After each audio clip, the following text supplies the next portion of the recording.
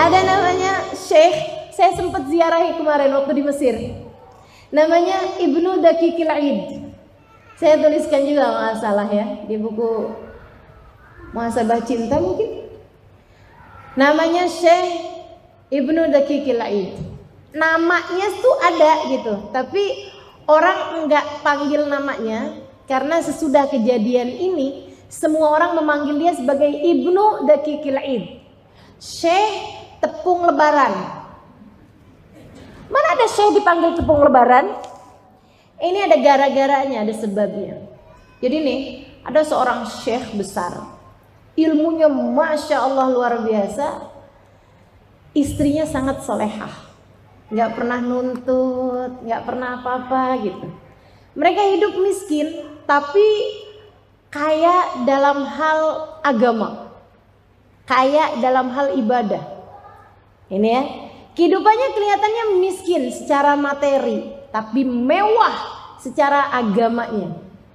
Sunnah-sunnah ada, Quran ada, kajian ada, sholat duha ada, tahajud ada, zikir ada, keluar masuk kamar mandi ikutin sunnah, cara makan ikutin sunnah. Tuh mewah rumah tangganya secara agama, meskipun minimalis, sangat sederhana, bahkan bisa dibilang miskin secara materi duniawi. Satu waktu si istri nih, istrinya Syekh ini nih, lagi jalan ketika didengar ada orang-orang lagi muji-muji suaminya, kepo, pengen tahu. Dan anak-anak muda lagi bilang, ih Syekh kita tuh ya ampun, pinter betah pokoknya. Pinter banget. Kayak wis komputer berapa tuh ya di kepalanya gitu. Zaman itu belum ada komputer ya. Kayak nampung memorinya tuh banyak banget gitu di kepalanya. Ini tahu, itu tahu, sejarah hafal. Wih, luar biasa. Siapa gurunya ya? Katanya si anak-anak itu. Kita nggak pernah tahu gurunya yang sekarang masih ada gitu, yang tentu orang tahu siapa gurunya, tapi maksudnya udah meninggal gitu. Gurunya yang sekarang tuh yang membesarkan dia sampai sekarang tuh siapa gitu. Pasti gurunya tuh lebih hebat lagi dari dia gitu. Si istri nih denger kayak begitu, disamperin sama dia. Kalian lagi ngomongin suami saya. Oh iya ibu, iya. Masya Allah. Kalian penasaran pengen tahu gurunya suami saya? Ibu tahu? Ya tahu kan, saya istrinya. Siapa bu sebenarnya gurunya suami ibu? Saya.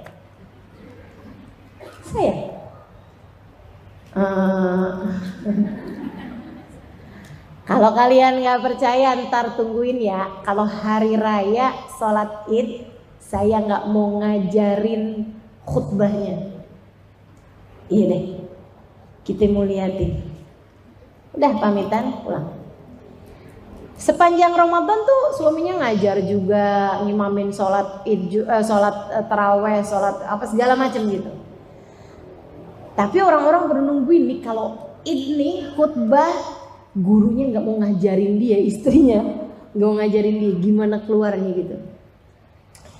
Masuk masuk puasa, istrinya yang biasanya nggak pernah minta apa-apa sama suaminya, mulai bilang, bang, disebutin anaknya gitu ya, kemarin tuh pulang dari rumah temennya, dia cerita katanya habis makan kue enak dah bang, saya udah belajar cara bikinnya, ntar kalau mau lebaran kasih saya tepung ya bang, saya mau bikin kue lebaran. Oh iya. Subhanallah, emang kebetulannya itu di masa-masa lebaran, di masa-masa puasa nggak dapat rezeki lebih buat beli tepung lebaran. Memang semiskin itu mereka. Jadi nggak keburu-keburu buat beli tepung lebaran, cuman keburunya buat buka sahur gitu aja.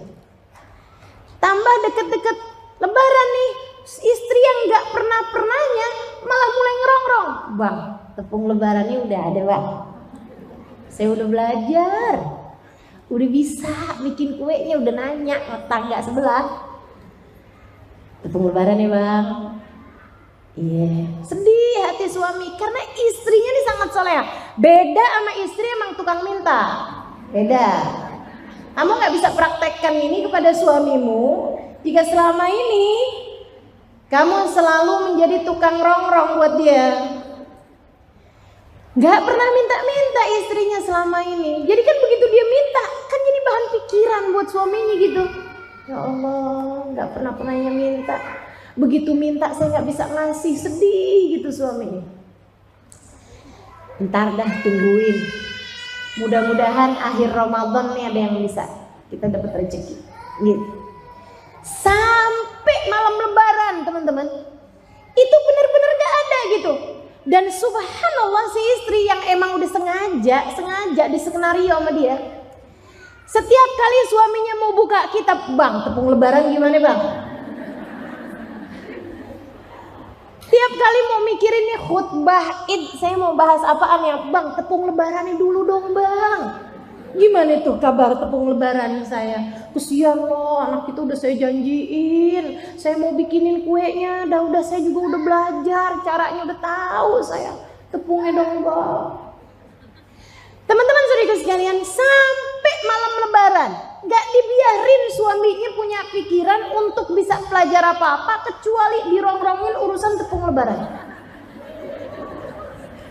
Sampai istrinya tuh bilang gitu malam hari itu, bang kali-kali ntar kalau abisnya selesai khutbah Id, kalau ada yang ngasih ntar beliin saya tepung lebaran ya bang. Saya udah bilang sama yang punya tokonya tuh, biar besok juga biar kata lebaran dia mau ngejual buat saya bang. Iya. Jadi nih orang mau khutbah pikirannya tepung lebaran. Datanglah ke khutbah Id, sholat lebaran ya. Saat sholat lebaran tuh biasa-biasa aja, semuanya rapi sholatnya. Habis selesai sholat kan khutbah tuh. Murid-muridnya udah ini nih, udah mikirin gitu, ini bener nggak ya katanya istrinya, dan itu udah tersebar di antara murid-murid nih, bukan cuma dia doang yang tahu nih, tapi semua yang hadir nih lagi nunggu-nunggu. Nih katanya nggak diajarin sama bininya, nih keluarnya gimana nih kalau nggak diajarin sama bininya? Beneran loh. Di saat beliau mau menyebutkan hadis, mau menyebutkan ayat tuh urusan tepung lebaran kegambar di pikirannya. Akhirnya bukan dia ngomongin sesuatu, malah ngomongin tepung lebaran. Tepung lebaran itu bener-bener keliru ngomongnya, dan banyak diantaranya yang nyebut dakikil id. Katanya orang-orang beneran kalau nggak diajarin sama bininya dia nggak bisa apa-apa ternyata. Masya Allah. Ini cerita ngasih tahu betul pengaruhnya seorang perempuan yang soleha. Yang soleha terhadap diri suami dan anak-anaknya. Makanya teman-teman saya sekalian, kalau presiden itu disebut 01, istrinya presiden tuh 00. Kan begitu? Maka demikian pula dengan dirimu. Sebagai perempuan kamu sangat berharga dan sangat berpengaruh. Nabi Muhammad menyebutmu sebagai tiang. Sebagai tiang. Jadi kalau kamu ngelihat suamimu ambruk, anak-anakmu ambruk, kamu harus tahu bahwa sebenarnya yang harus dikuatkan, yang harus dikokohkan terlebih dahulu adalah dirimu. Jadilah kuat untuk bisa menguatkan, sebab kamu adalah tiangnya.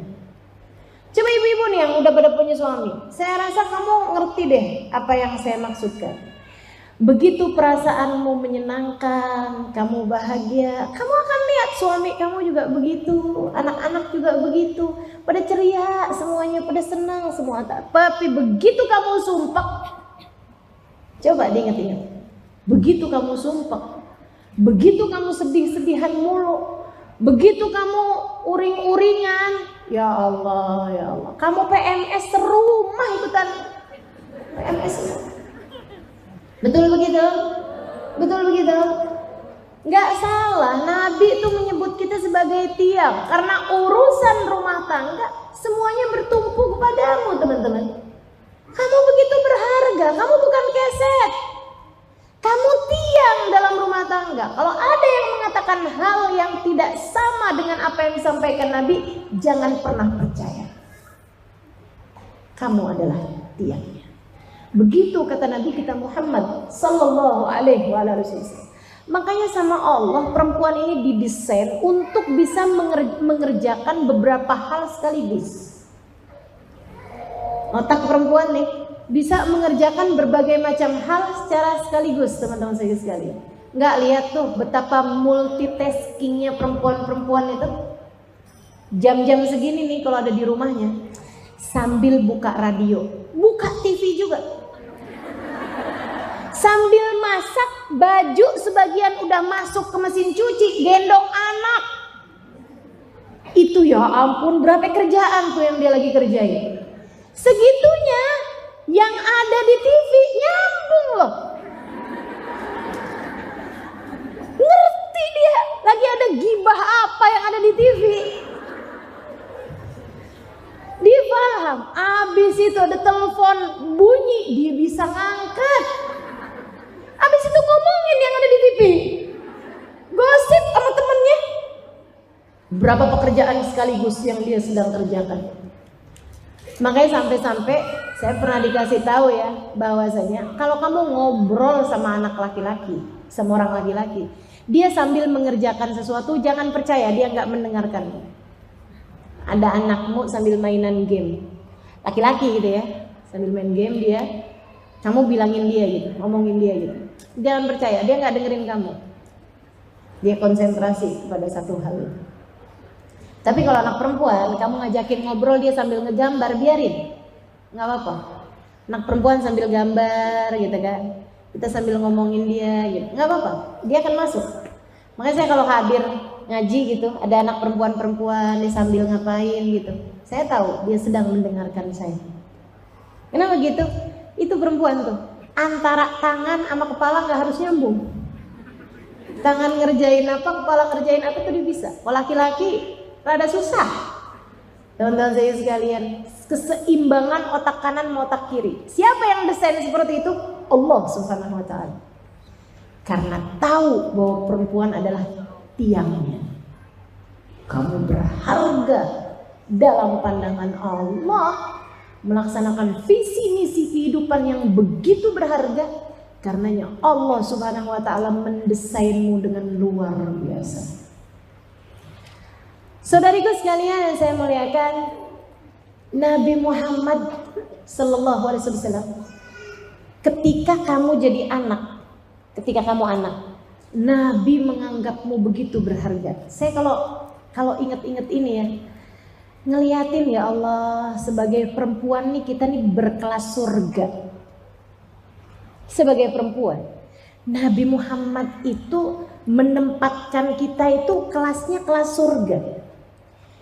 Kalau jadi anak, kata Nabi Muhammad, man kanat lahu thalas jawari kanat lahu itqun minan nar. Siapa di antara kalian kaum laki-laki yang punya 3 anak perempuan, ketiganya kalian besarkan, kalian didik sehingga menjadi perempuan-perempuan solehah, ketiga anak tersebut akan menjadi penghalang orang tuanya dari api neraka. Kalau ngalangin orang tuanya dari api neraka, artinya membawa masuk mereka kemana? Ke surga. Ketika anak perempuan, mereka akan memapah orang tuanya menuju surga. Sebagai anak perempuan, kamu adalah bidadari-bidadari kecil yang menarik tangan orang tuamu menuju surga. Kalau kamu jadi istri, surganya pindah ke wajahmu. Kata Nabi Muhammad, ad-dunya mata' wa khairu mata'iha al-mar'atu salihah. Surga dunia ini ada surganya, ada sekeping surga-surga di bumi, kata Allah. Bumi ini ada kesenangan-kesenangannya, ada surga-surganya, ada nikmat-nikmatnya. Wa khairu mata'iha, dan sesurga-surganya bumi, seindah-indahnya kenikmatan di dunia adalah istri yang soleh.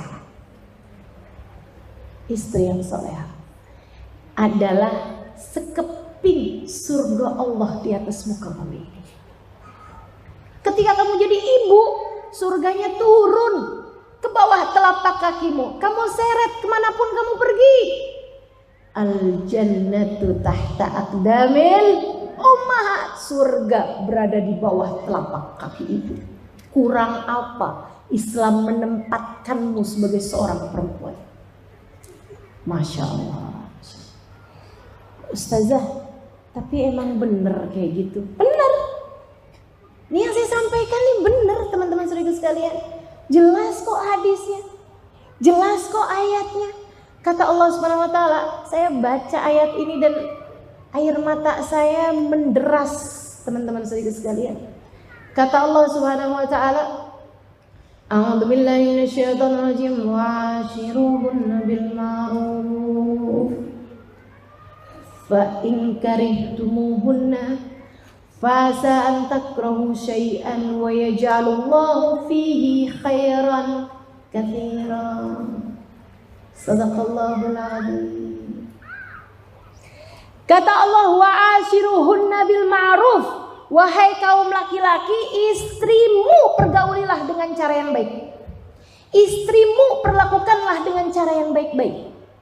Yang baik sama istri kamu. Siapa yang bilang? Allah Subhanahu wa taala kepada kaum laki-laki.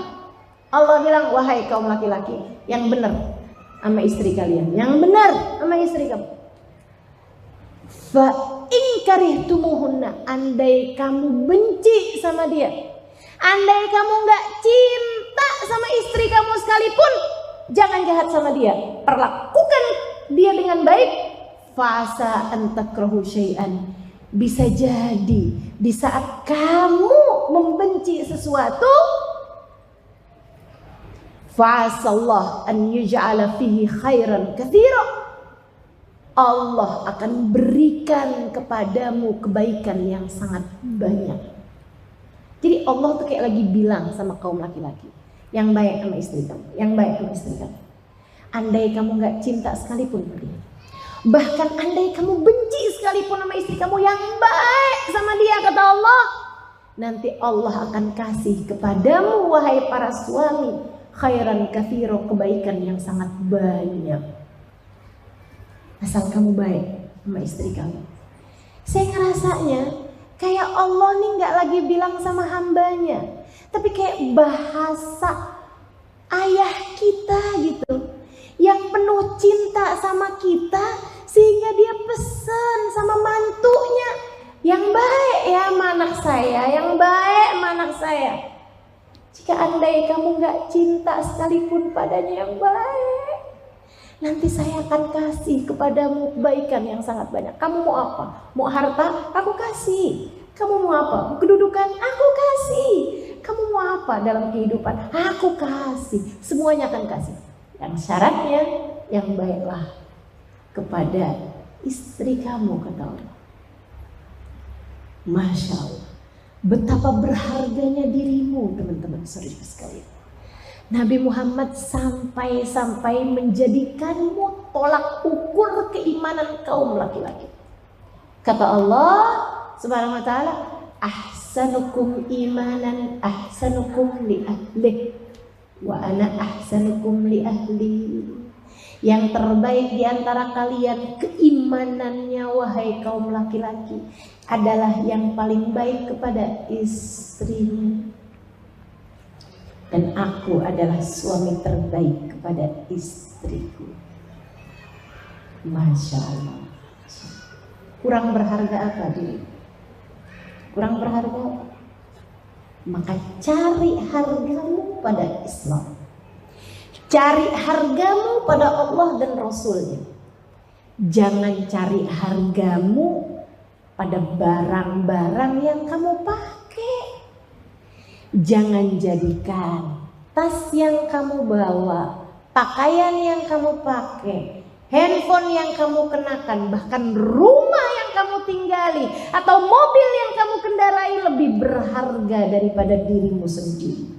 Kamu jauh lebih berharga dari semua harta di atas muka bumi ini dengan keimananmu, teman-teman. Imanmu. Jika dalam hatimu ada Allah dan Rasulnya, jika kamu menjadi hamba Allah yang salehah, maka kamu menjadi tak bernilai dengan apapun. Kamu menjadi begitu berharga, kamu menjadi begitu tinggi nilainya, hingga di atas muka bumi ini apapun tak ada yang dapat membelimu. Kalau kamu masih bisa dibeli, artinya kamu belum bisa sebegitu mahal. Yang mahal tuh yang gak kebeli, itu baru mahal namanya. Saudara sekalian, jadilah sebagai perempuan-perempuan yang begitu bernilai, tak terhingga nilaimu, tidak ada siapapun yang bisa membelimu. Jika kamu seperti itu, maka kelasmu bukan kelas ekonomi atau bisnis, kelasmu adalah kelas surga.